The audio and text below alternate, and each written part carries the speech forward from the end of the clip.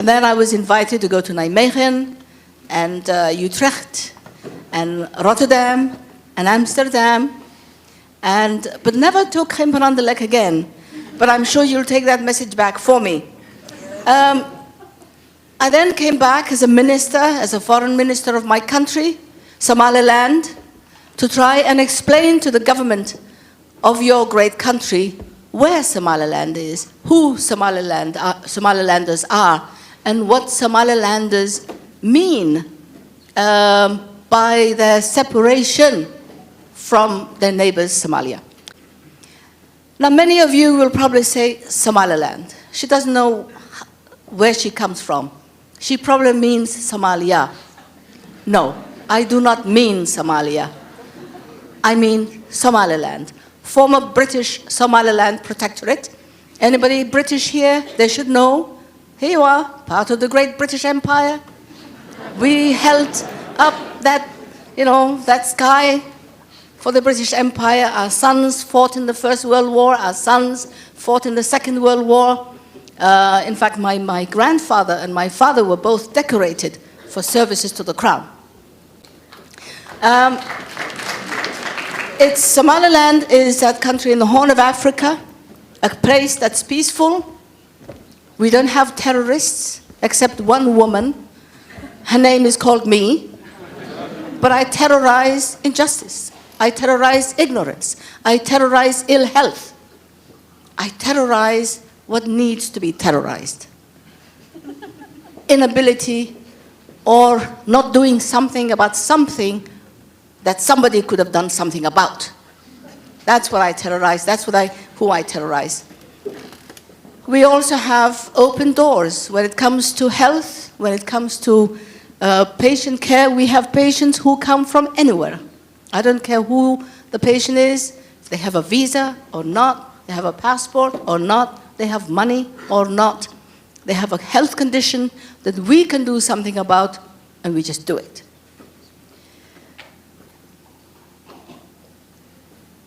I've had many privileges in this life. I've traveled a lot, as I said. At age 16 and a half, I was in London. I was in England.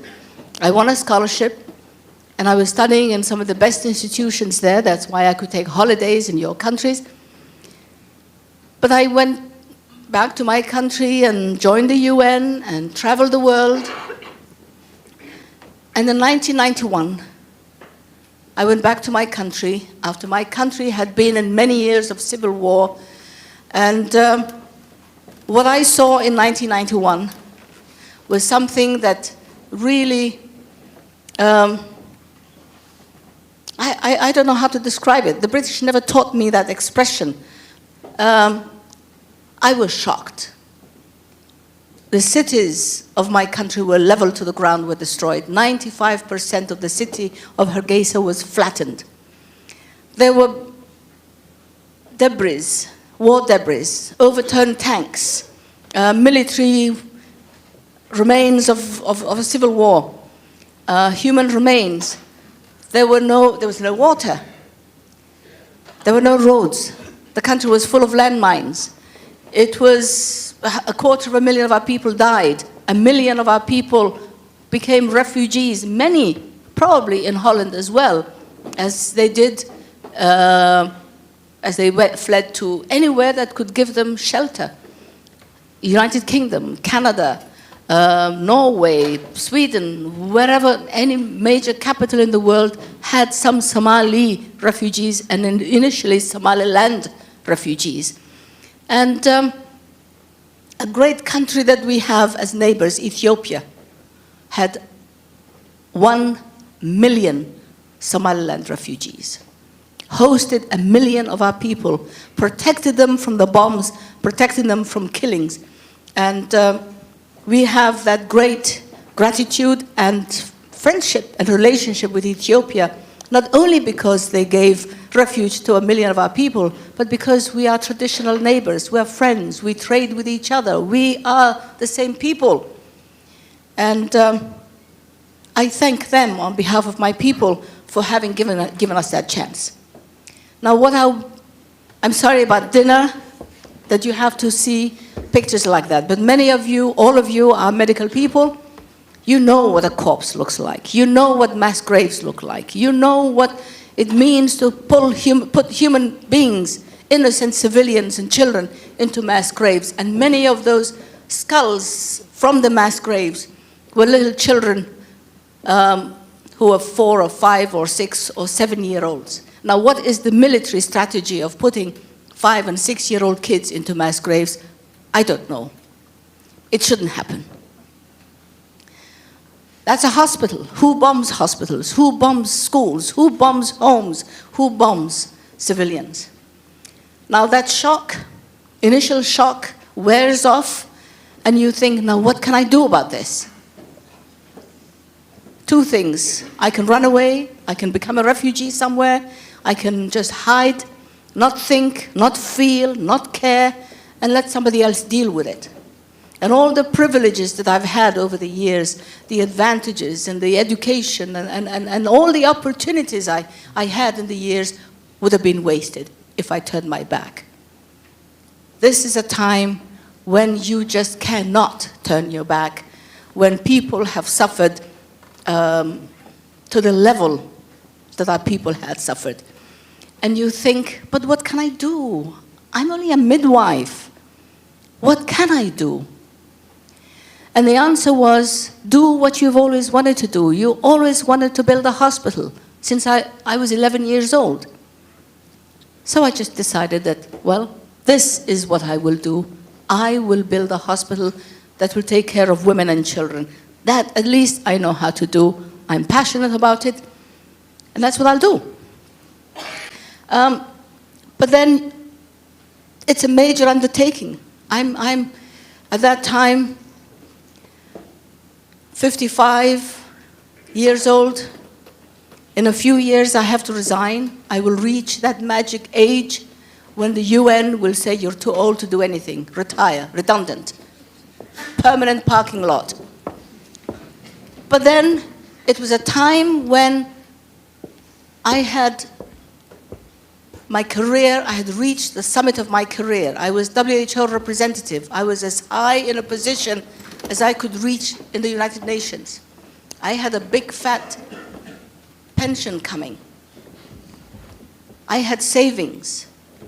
I had put the things that I had put aside over the years, things that I never used, but I had accumulated over the years, jewelry, trinkets, beautiful things. And I thought, I never used my jewels. I spent so much time insuring them, so much time putting them in a safety box, so many energy remembering the combination of the safe. And they are such a bother. So I just recycled my whole life. Everything I had. And every time I see a beautiful Mercedes, I say, oh my God, I used to have one of those. But boy, oh boy, as much as I love a Mercedes, I have so much more that I have been able to buy with that Mercedes. I have so many bedpans, I have so many catheters, I have so many dressings. So it's not a total loss. So I had to recycle myself, my behavior, my life. Try and get those designer clothes out of my system. Try and get those designer bags. Not going to a boutique and say, oh, I love that Chanel one. No, forget it. Give me the Gucci designer things. I love them at the time. I'm happy today. I wear this. I think this is probably from Bangladesh or somewhere. £5 in London. I wear it. If it gets spoiled, it doesn't break my heart. But I love it. It's clothes on my back. I enjoy it. $5 I can afford. And I have to remember that once I had social positions. My husband was the prime minister. We were received by heads of states, by heads of governments. We were hosted. We were welcomed. 21-gun salutes, guard of honor. I think many of you remember President Johnson and Lady Bird, Dean Rusk. This is in the West Lawn of the White House as guests of the President of the United States. This is the balls, the banquets, the designer clothes. This is, anybody know who this is? Chancellor Kissinger. of West Germany. There was Prime Minister Harold Wilson. There was Fanfani in Italy. There was Président Charles de Gaulle, le général Charles de Gaulle. Qui est-ce qui parle français ici? Oui, ben voilà. A life that was so beautiful, and but then that was then.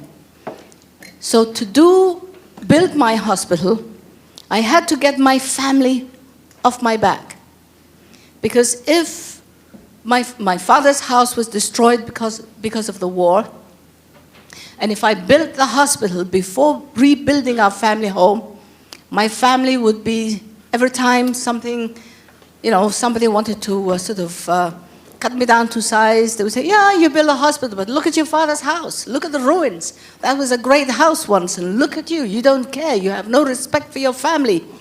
So I had to build my family home first.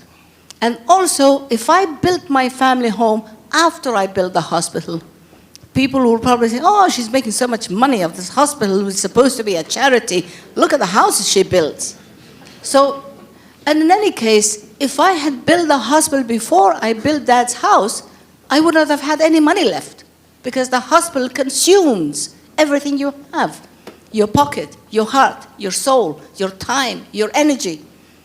So first I got the family off my back, got the land, and started building, and building, and building, and building. 4 years. On a site that was once a garbage dump. Dr. Asrat operated there.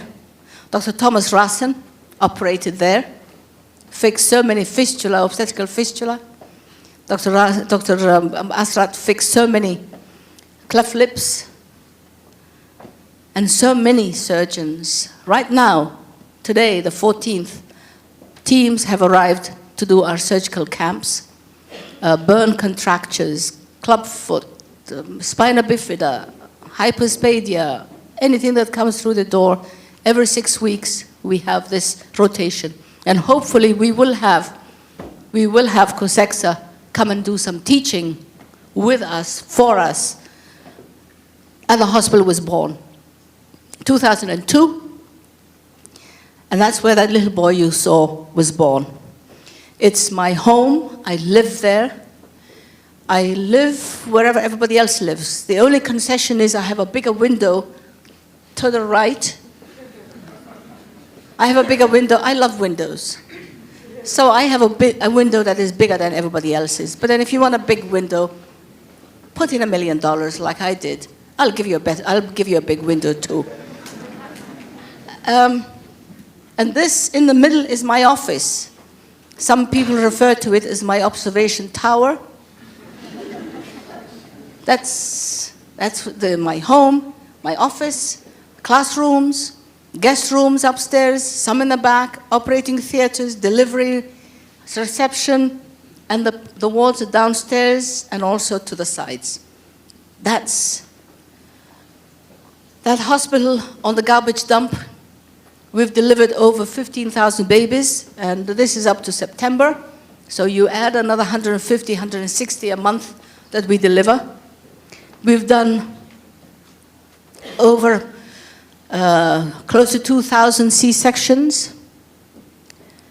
We've performed thousands of other operations, cleft foot, cleft lips, fistula, I don't know, anything that needs doing and we could do, we have done.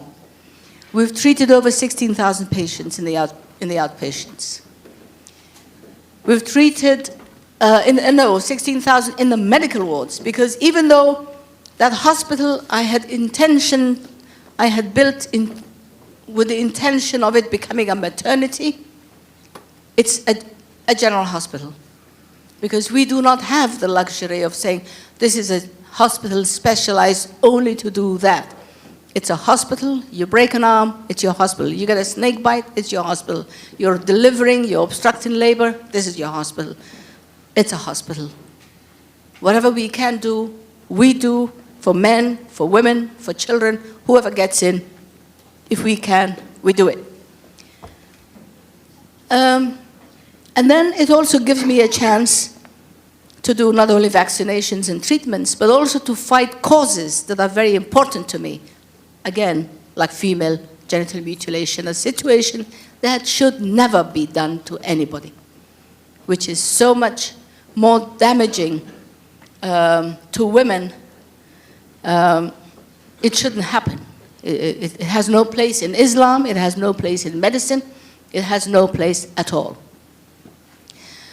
But then the biggest gift is not the walls, it's not the bricks, it's not the bedpans, it's not the syringes. The gift I wish to leave behind is the gift of knowledge. The gift of knowledge to carry forward my dream, my passion, to continue to care for our people in their time of greatest need. My future for my country is in the hands and in the minds of people like Dr. Shukri. It is Dr. Shukri they call at 2 o'clock in the morning to do a cesarean section.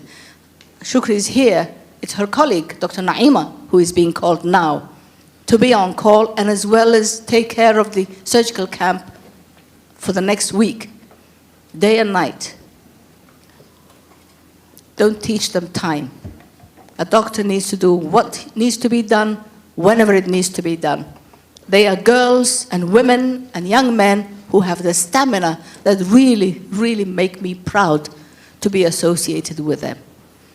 They're a pride to their nation, they're a comfort to their patient, and for me, they are my insurance for the future. I hope I inspire them and I inspire others like the Dr. Shukris and the Dr. Naimas of this world, because they are the future of our people. But then I'm a crazy woman, crazy to build a hospital at age 60.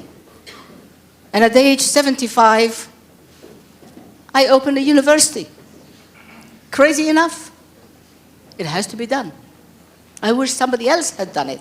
I wish somebody else had put together a university that has standards, because then I would not have had to do it. But we need to do that. We need to teach. We need to set standards. We need discipline. We need ethics. We need professionalism. That's why I love your country. I love the Dutch. You're methodical. You're punctual. You like to do things correctly. I admire that. And that's what I want our people to learn from you. The ethics and that continuity of care in a perfect way. We train public health, we train nurses and midwives. We also have medical interns who come from other universities on rotation with us. And they are the ones I really wish to have training for, because they are the future, as I said. They will be sent to a little village where they will be everything that that community has. So if they're not taught to fix a fracture, if they're not taught to get a baby out, if they're not taught to get a bullet out of some place, who else will? And then I'm also a realist. You can give me the best surgeons in the world, but that best surgeon will not function if that surgeon does not have a team around him. If you don't have the midwives to screen and to work with you, you will not be able to save those women. And my challenge and my promise to myself is that Somaliland needs 1,000 midwives. And Africa needs 1 million midwives. I know I will not see that, but I hope many of you will carry that cause forward to make sure that more midwives are trained for developing countries, particularly countries like mine, who have nothing else. I do not wish to undermine doctors, but doctors take years to train. 10 years, 8 years, 9 years. And a doctor cannot function anywhere else but in a hospital with an operating theater, with an ultrasound, with an X-ray, and a laboratory. Midwives are a quick fix. Midwives are a good screen. Midwives are the ones who are close to the community. Midwives agree to work on top of that mountain. Midwives agree to work in an isolated village. And they are the ones who will identify those patients who need to be referred to a second level place for better care. Midwives are the investment. And again, I don't think the Dutch need to be proud only of their tulips. You have the best midwives in the world. I know, because I worked with many of them. You have good midwives, and we wish to learn from you, and we wish you to share your expertise with us.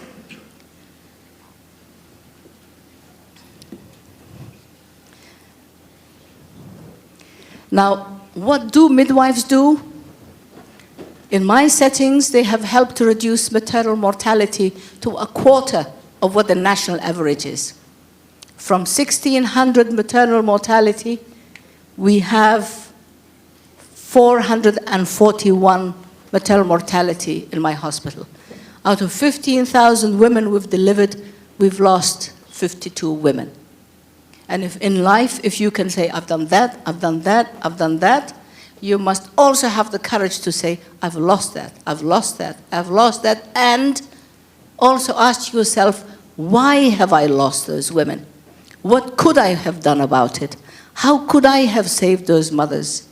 And learn from it. And sadly, you discover that out of the 52, 53 women we have lost, 40% died of eclampsia. Now, who dies of eclampsia in this day and age? The good old sphygmo has been there for years. It's that woman who has no prenatal care. It's that woman who's had no midwife to screen her and say, your blood pressure is rising. We'd better do something about it. Your face is puffy. Your ankles are puffy. Your ring is too tight. Your nose and your upper lips are swollen. Something's happening. Let's check your protein in your urine. Let's refer you to somebody else. Because otherwise, without that midwife, the grandmother will say, oh, you look so beautiful, you've put on weight. You know, you really look good. You know, pregnancy agrees with you.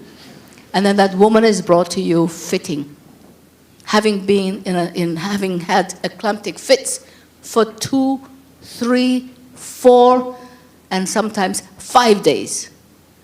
And the question is, how is this woman still alive if she has been fitting for 5 days? You don't want to see that, ever. What's the insurance in the future? As I said, train.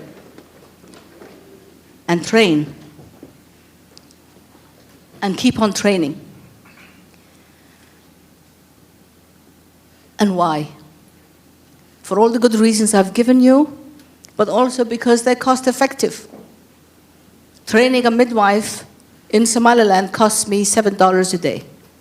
I don't think I could buy a cup of coffee and a cappuccino in one of your coffee shops for $7 a day.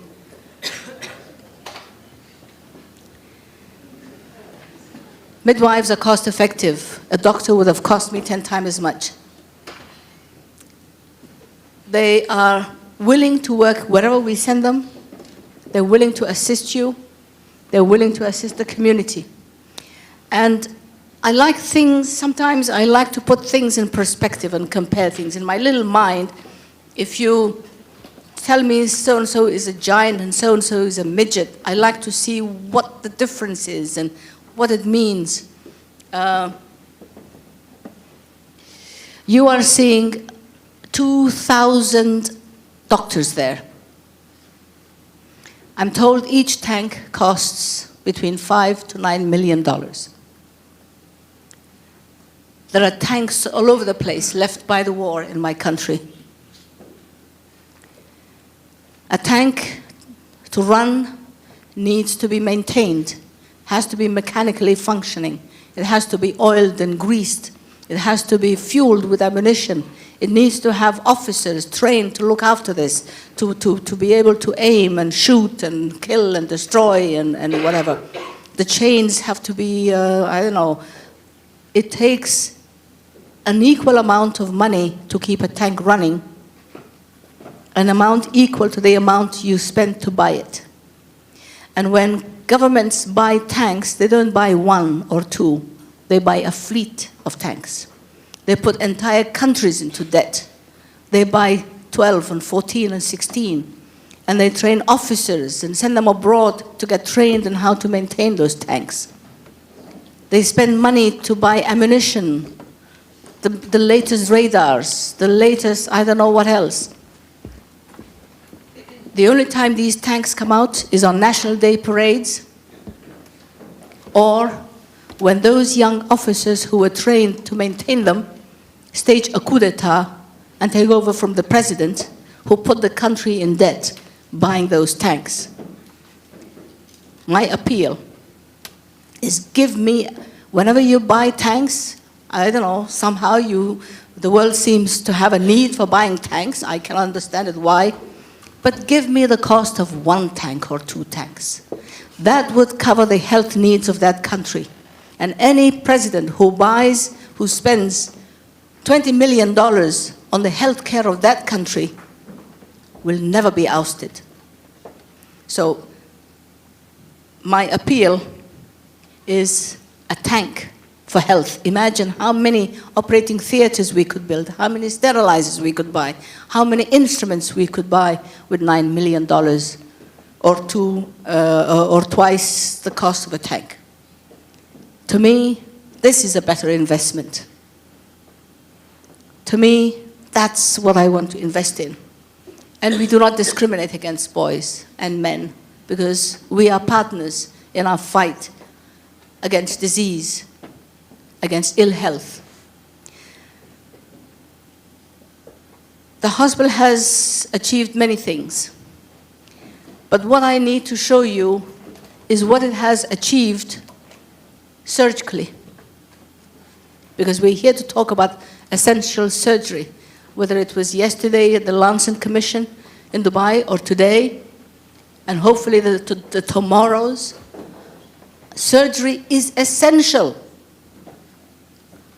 We cannot have proper health services without adequate and available and accessible and affordable and efficient, safe surgery.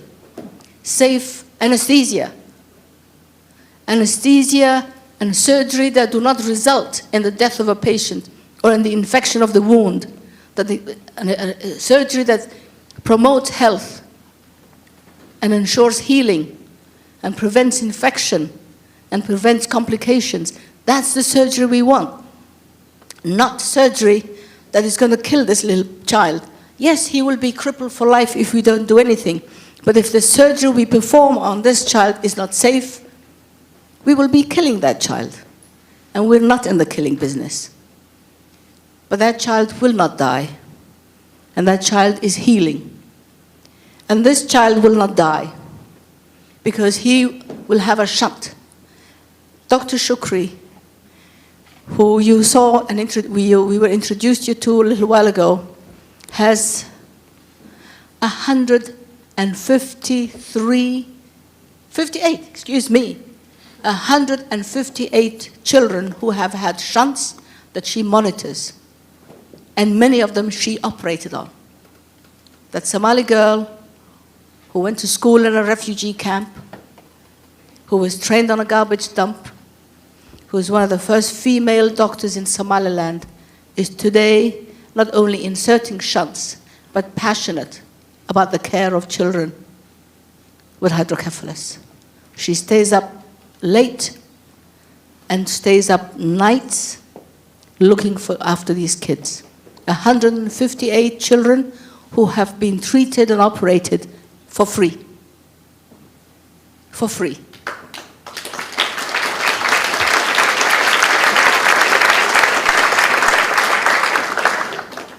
Now, what does surgery entail? It entails the bare minimum. I know that when you are doing an operation, you will have an entire theater as big as this, full of equipment and monitors. This is what we have to work with. But they're clean, and they're sterilized, and it's what we need. Yes, we would like to have a few more equipment, but we don't. And we're not going to hold our breath waiting for the time when we will have the kind of equipment that you have. This is what we have today, and this is what we will use, and this is what we will take care of, and this is what we will make sure continues to be available for the next patient, and the next patient, and the next patient. And we train our staff in their maintenance. We train our staff to look after them, because that's all we have. And that's doing what you can with what you have. Now, the world needs to learn from each other. You have so many good things that we would like to learn from you. We would like you to come and share your experiences with me, with us, with the next generation of young doctors and nurses and midwives and surgeons of our continent. And any country that needs to learn from you, because Africa is not the only poor continent that needs help. There are many parts in Asia that also have the same conditions that we have. We need to learn from each other. Many of you cannot get around your head how you can be doing surgery with such limited amount of supplies. Let us teach you how we make do. Let us share experiences. Let us join hands. Let us do something about this great injustice that not having surgery available for people is. That injustice we must join hands to take care of. We must prove to the world that we are compassionate, not only with our people, but with the people of the world, because we are in that big global village. What affects you affects us. And we all have that conscience that burns us and says, have I done what I could have done? And I would like to end my presentation, and I'm happy to answer questions, with the story of that hummingbird. A hummingbird goes and picks nectar from flowers. Tiny little bird. And there was a forest fire once. There was smoke coming out of a corner of the fire, of the forest. And the elephants ran away, and the lions ran away, and the tigers ran away, and the cheetahs ran away. And there's a little hummingbird that is flying to the little river, bringing back little drops of water and dropping them on the fire. And she's flying backwards and forwards from the fire to the river, and fire to the river, and fire.